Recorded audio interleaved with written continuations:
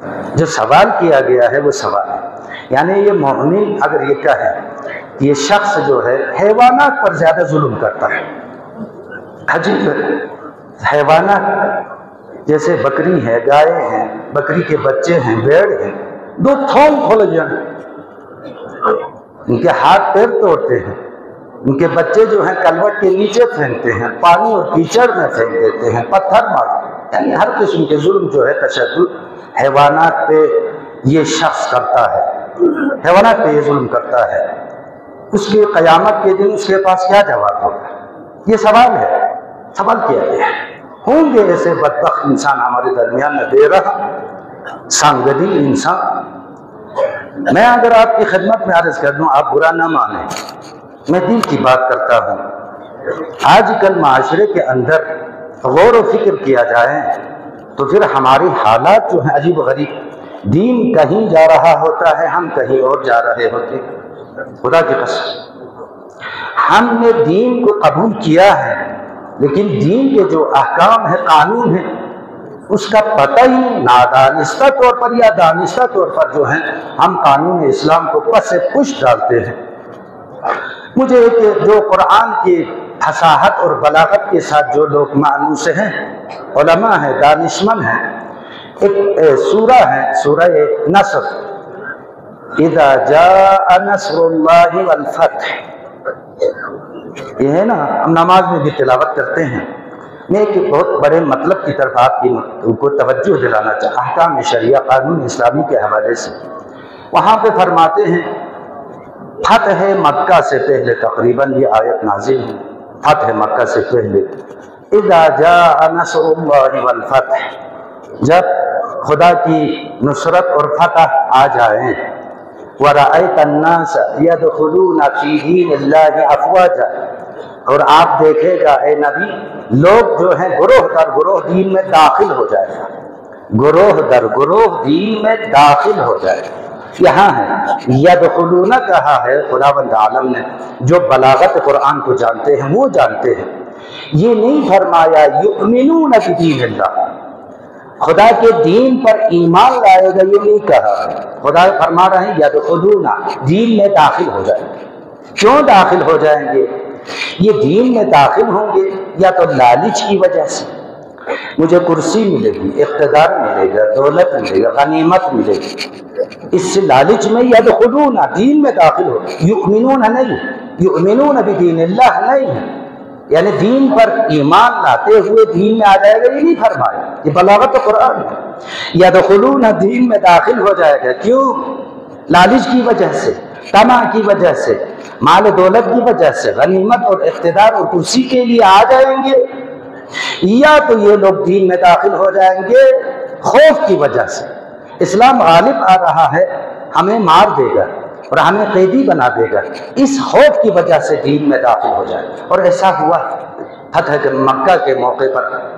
بہت ساروں نے ایمان لایا، لالچ کی وجہ سے یا تو خوف کی وجہ سے۔ تو آج کل ہمارے معاشرے کے اندر یدخلون فی دین اللہ، ہم سب دین الہی میں داخل ہے، یؤمنون بدین اللہ نہیں ہے، دین پر ایمان نہیں ہے ہمارا۔ اگر دین پر ایمان ہوتے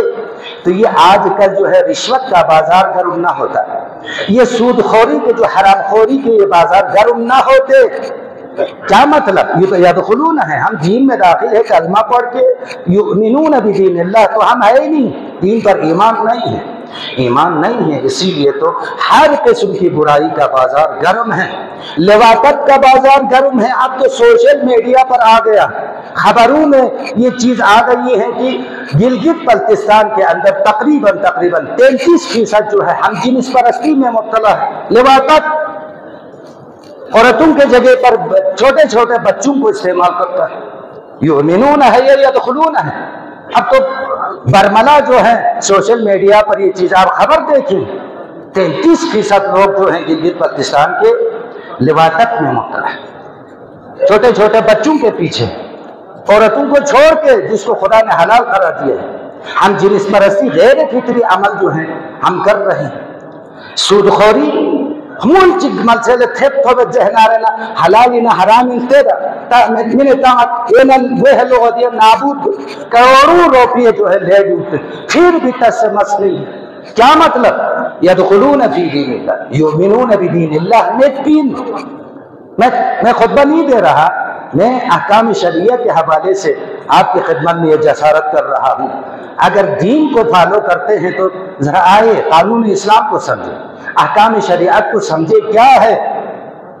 یہ حکم شرعی، اس حوالے سے کیا ہے، مجتہدین کیا فرما رہے ہیں، کیوں نہیں دیکھتے؟ ہم جو ہے دین کو اس وقت قبول کریں گے جب ہمارے مفادات کے ساتھ ٹکراؤ نہ ہو، جب دین کا کوئی قانون ہمارے مفادات کے ساتھ ٹکراؤ ہو جائے تو ہم اس دین کے حکم کو رون ڈالتے ہیں۔ یہ تو میرے مجھو چھوسلتا میں دیا چالے جیسا حق کرو چاہ زیرو میں حق کو چاہ بیان دیا میں لیکن اصل تامی ہوں دشمنی بیت انہیں میں جو دشمنی بیت مالو نقصان بیت نہیں دو سو نہ رہنا کیا چیز چھوستے سوتا دین لقبول بکھن جہاں نام سو مسو یعنی مفادات ہوں وہاں پہ اس دین کے قانون کو ہم مانتے ہیں، جہاں مفادات کے ساتھ ٹکراؤ ہو ہم دین کے قانون کو پامال کرتے ہیں۔ یہ بھی نہیں تم اپنا معاشرے یہ ہو رہے ہیں، سب کچھ یہی کر رہا ہے۔ تو لہٰذا ایسے بہت سارے احکام ہیں، ایسے بہت سارے قوانین ہیں، یا ہم جانتے ہیں یا ہم نہیں جانتے ہیں۔ جیسے حیوانات پر جو ظلم کرنے کی جو بات آئی ہے اس حوالے سے آپ اگر حدیث سننے کی طاقت رکھتے ہیں، مخصوصاً یہ جو مومن حیوانات کے ساتھ ان کے ہاتھ پیر توڑتے ہیں، کلبٹ کے نیچے پھینکتے ہیں، ہر قسم کے تشدد کرتے ہیں، حدیث سن لے پیغمبر اکرم کا، ایک درود پڑھے محمد آل محمد پر